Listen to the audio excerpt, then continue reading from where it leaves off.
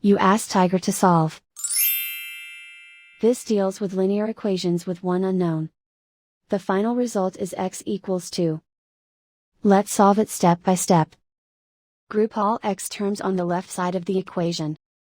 Subtract 7x from both sides. Group like terms. Simplify the arithmetic.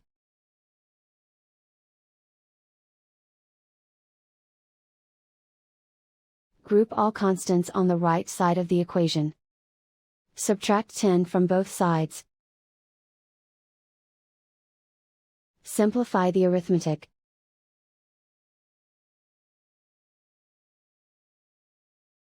Isolate the x. Divide both sides by -5. Cancel out the negatives. Simplify the fraction. Cancel out the negatives. Find the greatest common factor of the numerator and denominator.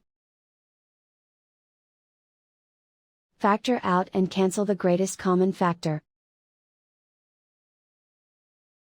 And so the final result is x equals 2.